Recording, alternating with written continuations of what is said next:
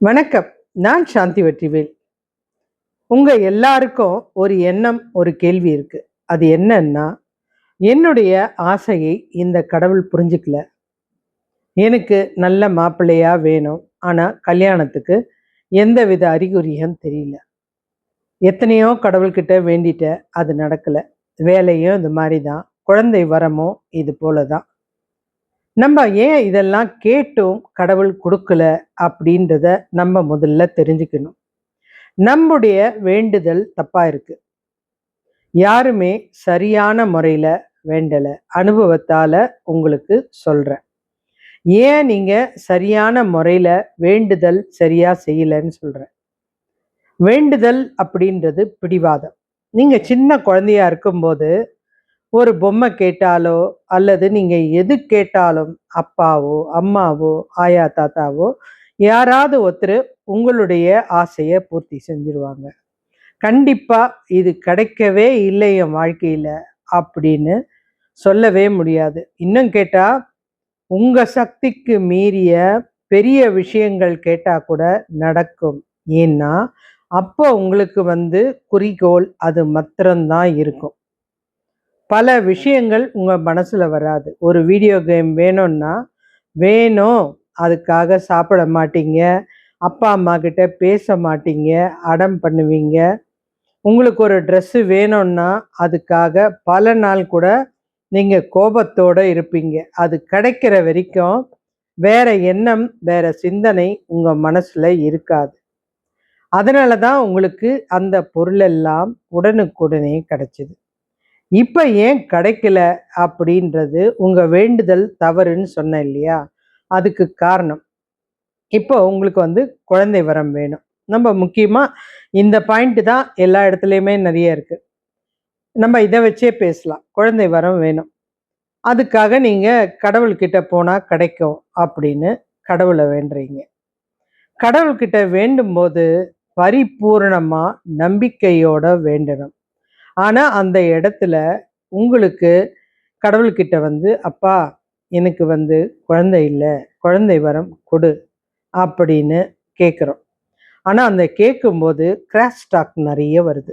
அது என்னன்னா, பக்கத்து வீட்டுக்காரன் சொன்னது, தூரத்து உறவு சொன்னது, இல்ல உங்க வீட்ல இருக்கிறவங்க சொன்னது. ஆமா, உங்க மாமியாருக்கே குழந்தை இல்லாம 8 வருஷம் கழிச்சு தான் குழந்தை பிறந்தது. உங்க நாத்தனாருக்கு குழந்தையே இல்ல. உங்க மாமா பொண்ணுக்கு குழந்தை பொறக்கல. இப்படி ஏதாவது ஒரு சில்மிஷ வேலை செய்வாங்க. இதெல்லாம் நம்ம மனச போட்டு குழப்பும்.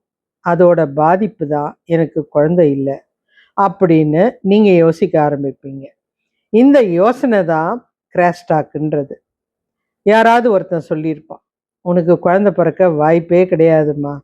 உங்களுடைய ஜாதகப்படி குழந்தை கிடையாது. ஜாதகப்படி குழந்தை கிடையாதுன்னு சொன்னவங்க எத்தனையோ பேரு நிறைய குழந்தைகளோட வாழ்ந்திருக்காங்க. அந்த குடும்பத்துல குழந்தை இல்லை அப்படின்றது எல்லாருக்குமே நடந்திருந்தாலும் இவங்களுக்கு திடீர்னு நிறைய குழந்தைகள் பாக்கியம் கிடைச்சிருக்கும். இதெல்லாம் நம்ம வேண்டுற வேண்டுதலை பொறுத்தது. வேண்டுதல் ஆழமா இருக்கணும். முதல்ல கடவுளை நம்பணும். அவர் எனக்கு இதை கண்டிப்பா செய்யதான் போறாரு. நிச்சயம் எனக்கு குழந்தை பிறக்கும். அதை நான் இப்படியெல்லாம் வளர்க்க போறேன். இது நம்மளுடைய எண்ணமா இருக்கணும். ஆழ் மனசுல ஒரு விஷயம் பதிஞ்சிட்டா அது கண்டிப்பா உங்களுக்கு ஏதாவது ஒரு நேரத்துல மேல எழும்பி வரும். இது நிச்சயமான ஒண்ணு. இந்த பிரபஞ்சம் அதை உங்ககிட்ட கொண்டு சேர்க்கும். அதை எப்படின்னா, நம்ம சின்ன வயசுல சில விஷயங்களை தாத்தாவோ பாட்டியோ அவங்க முகமெல்லாம் நமக்கு ஞாபகம் இருக்காது. உதாரணத்துக்கு இப்போ எங்க பாட்டி எடுத்துக்குங்க. எங்க பாட்டி சின்ன வயசுல சூரிய நமஸ்காரம் பண்ணுவாங்க. அது சூரிய நமஸ்காரம் அப்படின்ற ஒண்ணு எனக்கு தெரியவே தெரியாது. ஆனா அவங்க அதை தினமும் சூரியன் முன்னாடி பண்ணுவாங்க. அதுக்கப்புறம் தான் காஃபி குடிப்பாங்க. அதுக்கு முன்னாடி தண்ணி குடிப்பாங்க, அப்புறம் காஃபி குடிப்பாங்க. இது நான் அப்போ ஆணித்தரமா அவங்கள பார்க்கல. ஏன்னா குழந்தைங்களுக்கு தெரியாது. ஓடும் வரும். ஆனா இது என்னுடைய ஆழ் மனசுல பட்டுடுச்சு. இன்னைக்கு வரைக்கும் அந்த செயல் எனக்கு யாரும் சொல்லி கொடுக்கல. காலையில எழுந்ததும் தண்ணி குடிக்கணும். அதுக்கப்புறம் தான் காஃபி குடிக்கணும். அதுக்கப்புறம் சூரிய நமஸ்காரம் பண்ணணும். இது யாரும் சொல்லி குடுக்காம இயற்கையா வர்றது. சின்ன வயசுல நம்ம காதுல கந்த சஷ்டி கவசம் விழுந்துச்சுன்னா, நமக்கு அத படிக்கவே தேவையில்ல. அப்பா படிக்கிறது ஞாபகம் இருக்கும். அது ஆட்டோமேட்டிக்கா வந்துரும். அந்த மாரி தான் உங்களுடைய எண்ணத்துல உறுதி இருக்கணும். உறுதி இருக்கணும்னா, எனக்கு குழந்தை பிறக்கும். அடுத்தது என்ன பண்ணணும்? அந்த குழந்தைய எப்படியெல்லாம் வளர்க்கணும்னு நெனச்சிருப்பீங்க? அத நீங்க யோசிக்கவே இல்லையே! குழந்தை வேணும், வேணுன்றோமே தவிர, அந்த குழந்தைய எப்படியெல்லாம் வளர்க்கப் போறோம்? அதுக்கு என்னெல்லாம் சொல்லிக் குடுக்கணும்? நீங்க எதுவுமே அதுக்கு அடுத்த பயிற்சி எதுவுமே நீங்க ஆரம்பிக்கல. ஆனா, அந்த ஒரு வரம் மாத்திரம் அதுவும் தடங்களோல யோசிக்கிறீங்க. கண்டிப்பா பிறக்காது. எனக்கு தெரியும். இவங்க சொன்னாங்கன்னு நம்பி வந்தேன். இது நெறைய பேருடைய மனசுல இருக்கு. ஒரு வீடு கட்டுறதா இருந்தாலும், எதுவா இருந்தாலும் அத செயல்முறைப்படுத்தி பார்க்கணும். நம்ம இது ஆன்மீகமா சொல்றோம். ஆன்மீகத்துல இதுக்கு உறுதி நெறைய இருக்கு. துருவன் தெரியும். அந்த துருவனுக்கு அப்பா கிடையாது. அப்பா இருக்காரு. அவன ஏத்துக்கல. ஆனா, எனக்கு ஒரு தந்தை மடி வேணும். அந்த ஆணித்தரமான வேண்டுதல். அவங்க அம்மா "நீ குழந்தை. கண்டிப்பா நீ வளர்ந்ததுமே அப்பா உன்ன கொஞ்சுவாரு. இல்ல இப்ப வேணும்." அப்படின்ற அடம் ஒரு காட்டுல போய் தவம் இருக்க வச்சது. அந்த மகாவிஷ்ணுவே நேரடியா வரும்போதும், அந்த குழந்தை, "நீ வந்தது எங்க நேரடியான்னு எனக்கு தெரியும். என்னுடைய மனசுல தான் தெரியிற. நேரடியா என்ன தொட்டு எழுப்புனா தான் எழுந்திரிப்பேன்." எவ்வளோ ஒரு உறுதி பாருங்க அந்த குழந்தைக்கு. கடவுள் அவர தொட்டு அணைக்கும்போது தான் அந்த குழந்தை உண்மைன்னு நெனச்சு கண்ண திறந்து பார்த்தது. ஏன்னா, வருவாருன்னு தெரியும். அதக்கூட உறுதியா நம்புது. வருவாருன்னு தெரியும். அது கனவுல வந்தா எப்படி? நேர்ல வா. கடவுள் நேரடியா வந்தாரு. ஆனா, அவன் கேட்ட தந்தை பாசத்த விட, உலக மக்கள் அத்தனை பேரும் கவனிக்கக்கூடிய துருவ நட்சத்திரமா உயர்த்தினாரு. இது ஒரு விஷயம். அந்த உறுதின்றதுக்கு. 2வது மார்க்கண்டேயனுக்கு 16ல மரணம் தெரியும். ஆனா, அப்பா, அம்மா பயப்படும்போது அவன் சொன்ன வார்த்தை, "அப்பா, கடவுள் கண்டிப்பா என்னுடைய வேண்டுதலுக்கு செவி சாய்ப்பார். நான் எப்பவும் இந்த 16 வயசுல அதாவது இறக்காம இருப்பேன்." அப்படின்னு உறுதியா சொன்னான். அவங்க அப்பா, அம்மா கூட, "இல்லப்பா, எங்களுக்கு அப்படிதான் தகவல். 16 வயசுல உன்னுடைய உயிர் போகும். போகாது."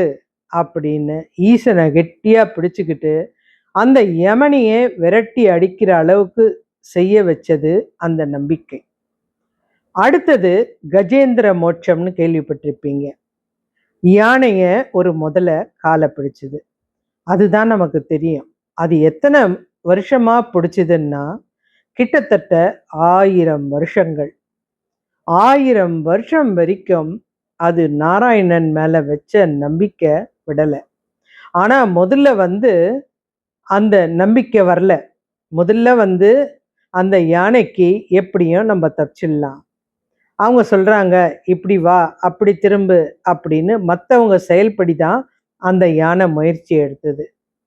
ஆனா ஒரு கட்டத்துக்கு மேல முடியாதுன்னு அதுக்கு தெரிஞ்சதுமே, இறைவனால மாத்திரம் தான் செய்ய முடியும். அதுக்கு தெரியும். கஜேந்திரன கூப்பிட ஆரம்பிச்சது. கஜேந்திரன் "நாராயணா, என்ன காப்பாத்து." அப்படின்னு கூப்பிட ஆரம்பிச்சது.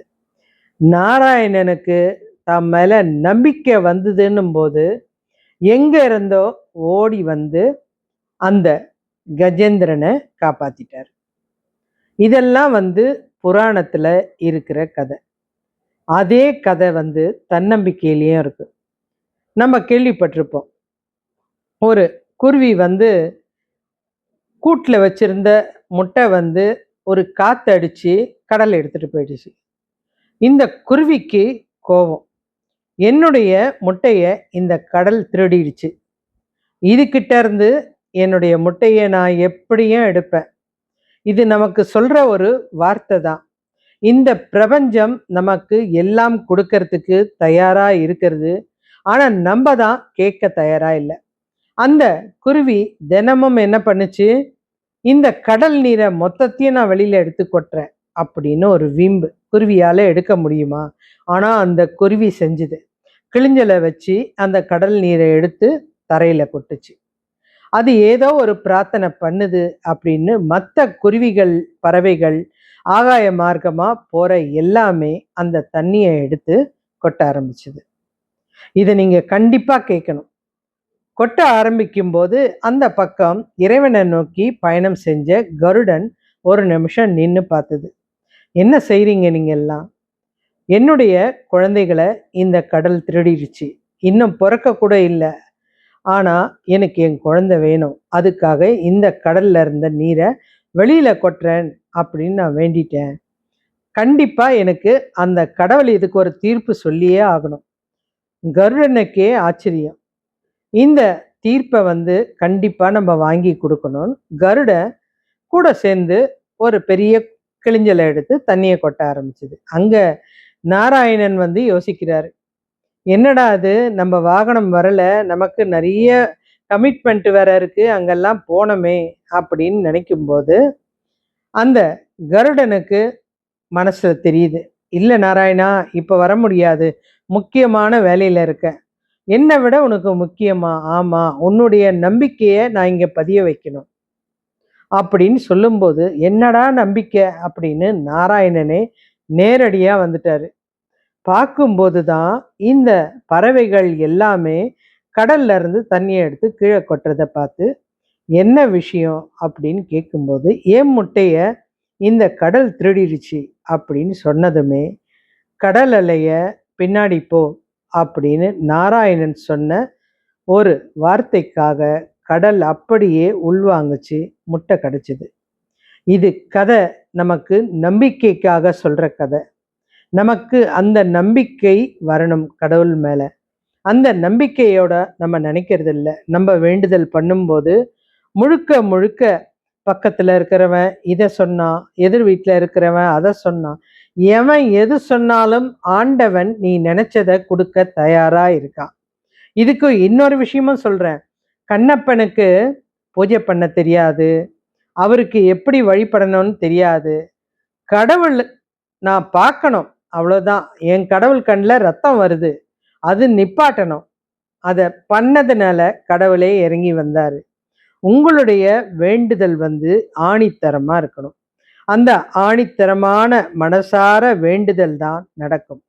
அதுக்கு எந்த நேரத்துல வேண்டணும் அப்படின்னா, நீங்க வேண்ட நேரத்துல உங்க மனசு நிறைய குழப்பம், இந்த தவறான சிந்தனைகள், நம்மளை திட்டினவங்க, நம்மளை சபிச்சவங்க எல்லாருடைய பிரச்சனையும் தான் நம்ம மனசுல வரும். யார் சொல்றதையும் கேட்காதீங்க. விடிய கால பிரம்ம முகூர்த்தம். பிரம்ம முகூர்த்தம் எதுக்கு முக்கியம்னா, அறிவியல் ரீதியா சக்தி வாய்ந்த நேரம். அந்த நேரத்துல ஆகாய மார்க்கமா நிறைய நல்ல தேவதைகள் போயிட்டு இருக்கும்.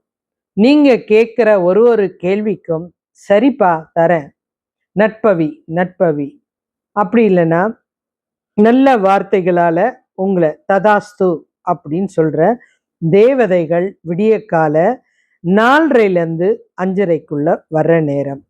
அந்த விடிய காலன்றது சூரியன் உதிக்கிறதுக்கு முன்னாடி. சூரியன் 6 மணிக்கு தான் உதிக்குது. அந்த 4:30 6க்குள்ள நம்ம வேண்டுதல் இருந்துச்சுன்னா கண்டிப்பா 1000 மடங்கு பலிக்கும். கிட்டத்தட்ட 21 நாள் இந்த வேண்டுதல். 21 நாள்ன்றது உங்களுக்கு பழக்கத்துக்காக.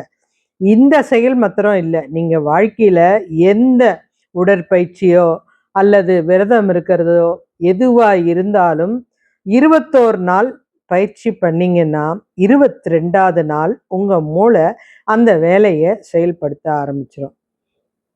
எதுக்காக இந்த விடிய கால முக்கியம் அப்படின்னா, மற்ற நேரம் ஃபுல்லா மனசுல 1008 விஷயங்கள், குழப்பங்கள் எல்லாம் இருக்கும். விடிய கால தூங்கி எந்திரிக்கிற நேரம் அந்த 4:30 மணி, அந்த உங்களுடைய மைண்டு தெளிவா இருக்கும். அந்த தெளிவா இருக்கும்போது ஆழ் மனசுல இருக்கிற விஷயம் ஆணித்தரமா உங்களை கேட்க வைக்கும்.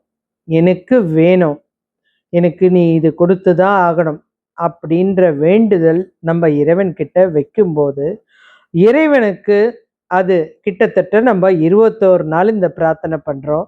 இல்ல 48 நாள் பிரார்த்தனை பண்றோம். இந்த வேண்டுதல் டக்கு டக்குன்னு அலைவரிசை கிடைக்கும்.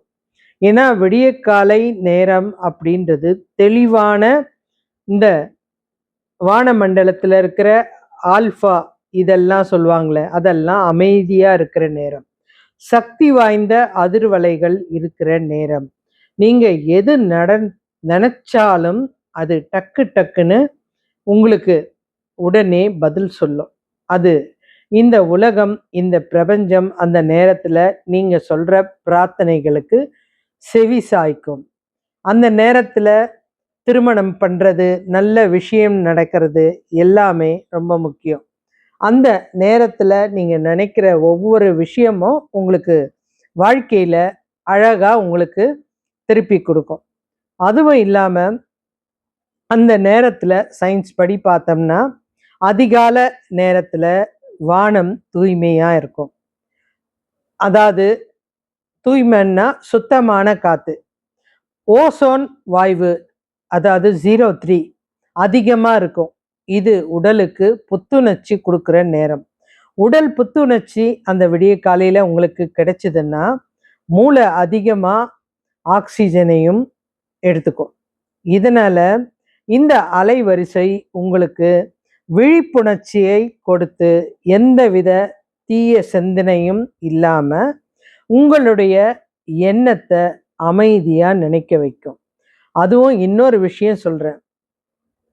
தூங்கிட்டு இருக்கும்போதோ ஏதாவது சோகத்துல இருக்கும்போதோ நினைக்கிறத விட இந்த விடியற்காலை அப்படின்றது உங்க மனசு தூய்மையா இருக்குது, மைண்டு விழிப்புணர்ச்சியோட இருக்குது. இந்த நேரத்துல நம்ம நினைக்கிற நினைப்பு இந்த ஆழ் மனசுல சக்தியா படியுது. ஏன்னா நம்ம தூங்கி எந்திரிக்கிறோம். அந்த நேரம் மனசு அமைதியா இருக்கிறதுனால உங்க வேண்டுதல் உங்க மனசுலயே ஆழ பதியுது. இந்த பதியறதுனால அது உங்களுக்கு ஒரு ஒரு நிமிஷமும் செயல்படுத்துறதுக்கு உங்க மூளைய உபயோகிக்கும். அந்த மூளை உபயோகிக்கிறதுனால உங்களுக்கு அதுக்குண்டான செயலெல்லாம் அது செய்ய வைக்கும். யாரை பார்க்கணும், எப்படி பார்க்கணும், என்ன செய்யணும், என்ன பயிற்சி பண்ணணும், இதெல்லாம் உங்களுக்கு அந்த மூளை டக்கு டக்குன்னு உங்களுக்கு எடுத்து கொடுக்கும். இல்லைன்னாலும் அதை எடுத்து கொடுக்கக்கூடிய ஆட்களை உங்களை சுற்றி வர வைக்கும். இது ஒரு சக்தி வாய்ந்த விஷயம். நிறைய பேர் சொல்லுவாங்க. இப்போ நம்ம அப்துல் கலாமே ஒரு விஷயம் சொல்லியிருப்பாரு. எண்ணங்கள் எண்ணுங்கள் நிறைவேறும். நிச்சயமா நீங்க நினைக்கிற எண்ணம் அப்படியே நினைக்கும், அப்படியே நிறைவேறும். எப்ப எண்ணணும்? விழிப்போட எண்ணணும். தூங்கும் போது எண்ணக்கூடாது. தூங்கும் போது மறந்துடுவோம். தூங்குறது எதுக்கு? நம்ம துக்கத்தை மறக்கிறதுக்கு, தேவையில்லாத சிந்தனைகளை மறக்கிறதுக்கு. அதனால அப்ப நம்ம நல்ல எண்ணத்தெல்லாம் நினைச்சுக்கிட்டு குழப்பிக்க கூடாது. விடியற்காலன்றது ஆற்றல் மிகுந்த சக்தி வாய்ந்த நேரம். இந்த நேரத்துல யாரை பத்தியும் யோசிக்காதீங்க. அவங்க சொன்னாங்க, இவங்க சொன்னாங்கன்னு நினைக்காதீங்க. உங்களுக்கு என்ன தேவையோ அதுல உறுதியா இருங்க. அதை உங்க மனசு முதல்ல பதிய வச்சுக்கும். அதை நீங்க 21 நாள் சொல்லும்போது லேயர் லேயரா நல்ல ஸ்ட்ராங்கா பதிஞ்சிரும். 48 நாளுன்னும் போது ஆணித்தரமா பதிஞ்சிரும். அதுக்கப்புறம் யாரு அழிச்சாலும் அந்த எண்ணம் உங்க மனசுல நல்ல விட முடியாத கரையா படிஞ்சிடும். கரையை அகற்ற முடியாது. அந்த அளவுக்கு சக்தி வாய்ந்த அந்த விஷயம் உங்க வாழ்க்கையில நடந்தே தீரும். உங்களுக்கு அதுக்குண்டான வழியெல்லாம் யாராவது ஒருத்தர் உங்களை தேடி இந்த இறைவன் சொல்ல வச்சிருவாரு. குழந்தை வர வேணுமா? இந்த கடவுளை போய் பாருங்க. வேலை வேணுமா? ஏன் நீங்க இவ்வளவு நாள் இதை யோசிக்கலையே? இவங்க போய் பாருங்க, உங்களுக்கு வேலை கிடைச்சிடும். வீடு கட்டணுமா? இந்த இடம் பாருங்க, சூப்பரா இருக்கும். அது இப்பதான் கொஞ்சம் கம்மி விலைக்கு வந்திருக்கு, வாங்கிடுங்க. பணமா? இந்த இடம் இப்படி கேட்டீங்கன்னா அப்படி கிடைக்கும். இல்லப்பா, இன்னொரு இடத்துல உங்களுக்கு இதுல தவணை முறையில தராங்க, அது இன்னும் ஈஸி. அதுக்கு உண்டான வழியும் உங்களுக்கு தெளிவாக புரிய வச்சிடும். அவ்வளவு ஆற்றல் வாய்ந்த ரகசியம் உங்ககிட்ட இருக்கு. அதனால தவற விடாதீங்க. வேண்டுதல் சரியா இருந்தா நிச்சயம் நடக்கும். நான் சொன்ன வேண்டுதலை பண்ணிட்டு சக்சஸ் ஆன அப்புறம் என்னுடைய பதிவில் சொல்லுங்க. சேனலை சப்ஸ்கிரைப் பண்ணுங்க. நன்றி. வேறு ஒரு நல்ல விஷயத்துல சந்திக்கலாம்.